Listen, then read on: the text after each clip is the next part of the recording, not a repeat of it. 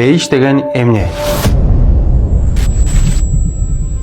Бейиш бул адамзат акылы элестете алгыс, кооз, тынчтыктын жана бакыттын мекени.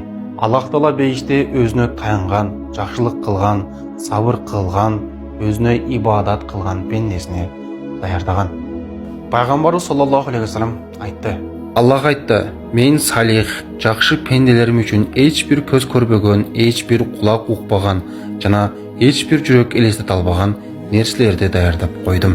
Бейиштин кооздугу кандай?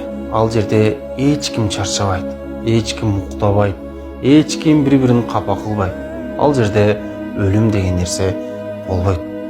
Мындайча айтканда, урматтуу туугандар, эгер бир нерсе жегиңиз келген болсо, колуңузду мындай кылып созуп койсоңуз эле, ал нерсе даяр. Капалуу, кайгырган жүздөр болбойт. Бейиште жайдары, сулуу, нур жүздүү адамдар жашайт. Аллахтын жүзүн көрүү бейиштеги эң улуу сыйлык. Ал эми билесизби, бейиштеги адамдын сезимдери кандай болот? Пайгамбар саллаллаху алейхи вассалам айтты: бейишке кирген адамга өлүм келбейт, түбөлүктүү жашайт. Ал эч качан кайгырбайт, түбөлүк бакытта болот дейт. Ал эми кимдер бейишке кирет дей турган болсоңуз, урматтуу тууганым, албетте Аллахка баш ийген адам, намазын, орозосун, зекетин, амалын туура аткаргандар, жакшылыкты жайылтып, зулумдуктан алыс болгондор, ата энесине жана адамдарга боорукер болгон адамдар гана бейишке кирет. Жыйынтыктап жатып бир окуяга айта кетейин туугандар.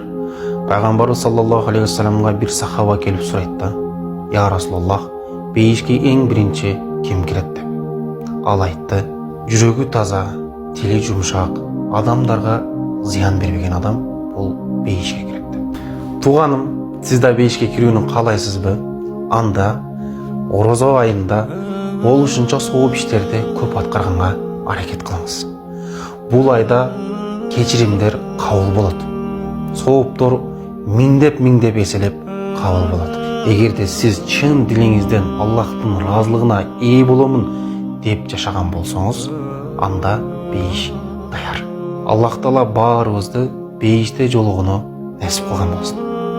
Бул видеону кайсыл бир тууганыңызга бейишти кааласаңыз, ошол тууганыңызга жөнөтүп